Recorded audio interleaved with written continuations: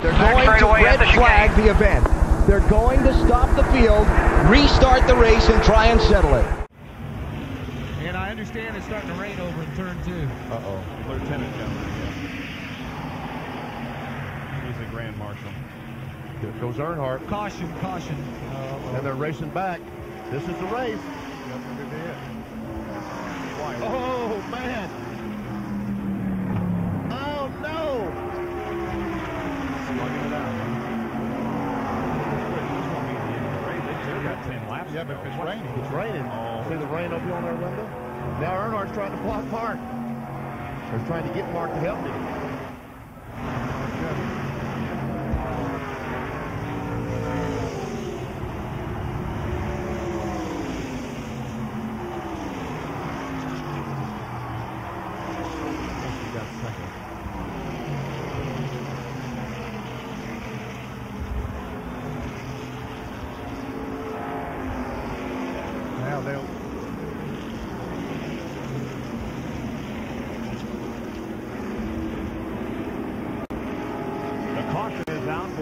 Time this afternoon here at Talladega, and it's because of rain. We could not see the green flag again, and there is a puddle indicating that the rain is falling, and it is a question mark as to whether we'll go back to green.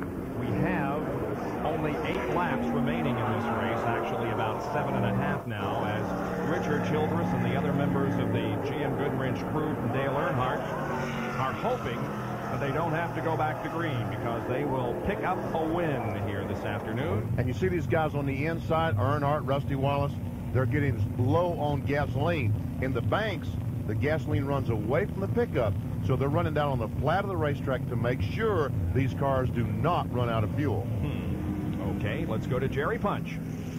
Well, Rusty just radioed in and told NASCAR the track is absolutely, positively ready to race. NASCAR said, thank you, Rusty, very much for that input. We appreciate it.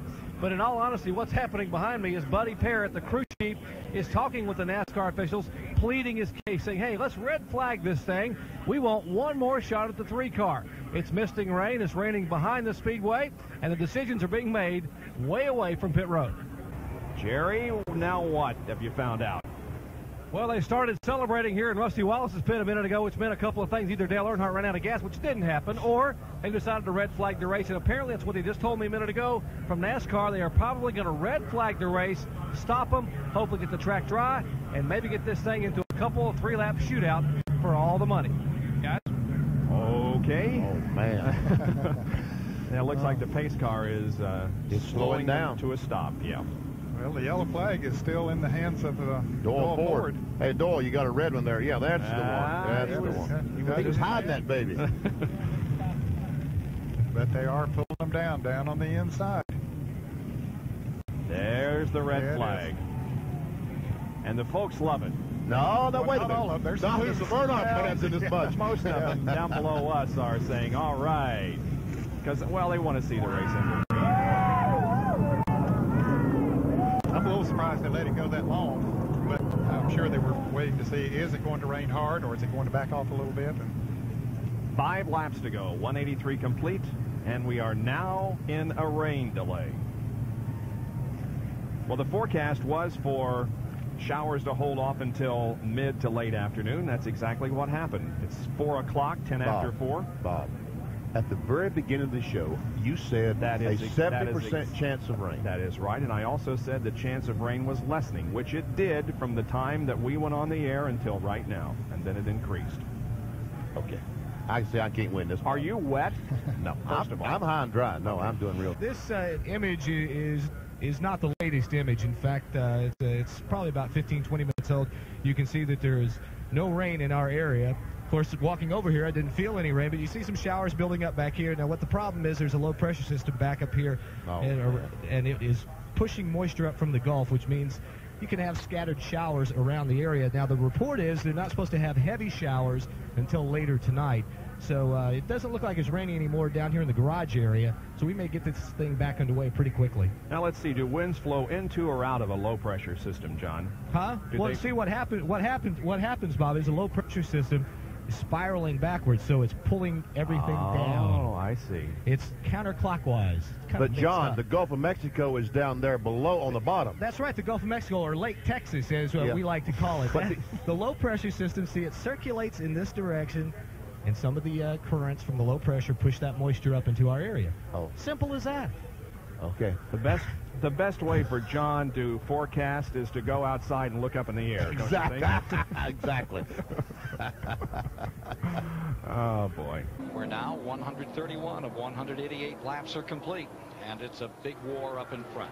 Ernie Irvan, Ricky Rudd, Kyle Petty, Earnhardt, the front four, as they continue to try to sort this race out. Caution.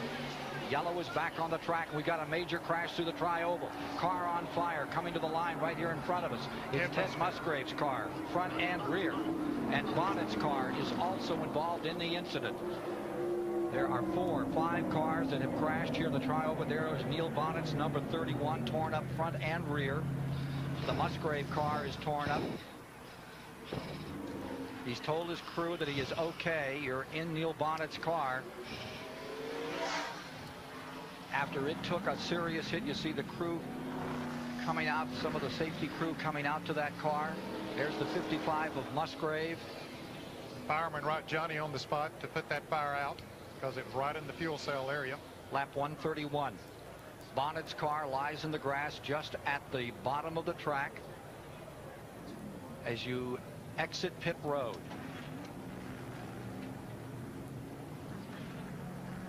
Wow, his car goes upside down and then comes back on the wheels as we see Musgrave's car sliding up against the wall, flames coming from it as he comes across the start-finish line. Into the catch fence went the Neil Bonnett car number 31. Wow, that's the kind of lick that Neil didn't want to take, but look at him, he's crawling out of it. That's good news.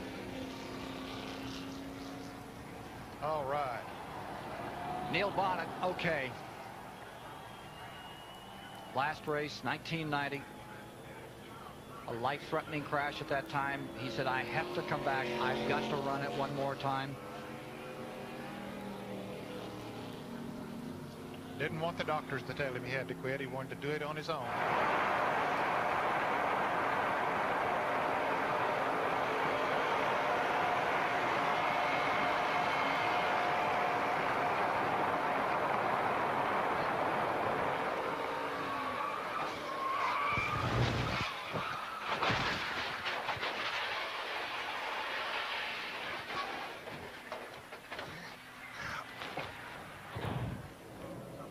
You can see he's torn some fence up as the car got upside down, got up into the retaining fence here.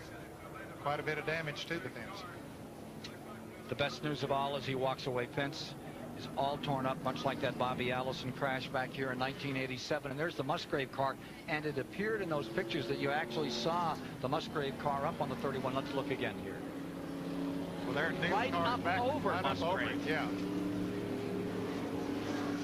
And he gets hit by, it looked like the 41 car of Phil Parsons. Or maybe Phil got by and didn't hit him. It looked like he was coming right into it. So when you saw the Musgrave car from those onboard pictures, Bonnett was upside down, headed for the fence at 190. I don't mean to overstress this 190, but things happen so quickly, so dramatically at this track, at these speeds, and they're going to red flag this event. Red flag is coming out while they do repairs in this fence area for Neil Bonnett's number 31. A red flag is going to be demonstrated to the field as they come by this time. They'll bring them in the position they're running. Richard, in a wink of an eye, a $100,000 race car is junk. Your comeback driver's on the way to the hospital, and it all unfolded right in front of us standing here. What did you see? Well, when I turned around, I seen Neil in there. You know, we're not worried about the race car. We got plenty of them, and you can replace them. Our drivers, you know, Neil, we're glad he's okay. I just talked to him, and he said that, you know, he felt real good. Got a bump on his arm, you know, and he was kidding with me about coming in and out of the pit. Said, I won't get in your way no more, I guess, today. I said, well, we're just glad you're okay. But, you know, I'm glad nobody got hurt in it. The best thing is that's a good, safe race car. Yeah, you know, we go out of the way to build safe race cars, and all the teams do. And this crashes like that, and like you've seen, that's proof what can happen when you really build a good, safe race car.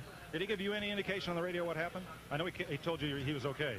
No, he thought somebody got into him down there, but he wasn't sure who it was. And when I looked up, he was already in there, you know. And NASCAR does such a super job with the way they put these racetracks together. You can see, you know, the catch fence and everything done its job today. So I'm just glad nobody got hurt in this. We're back with you live at Talladega, Alabama, the Talladega Super Speedway. At lap 134, the race has been red flagged because of an incident in the tri-oval area involving the race cars of Ted Musgrave and Neil Bonnett. Bonnett's car flipped a couple of times, landed here in the fence. Both drivers were able to walk away from the incident.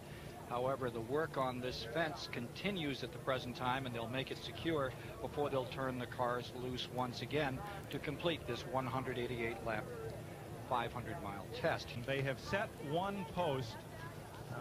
Looks like that's all they're going to put in is one post. Then they've got to tie the cables to it.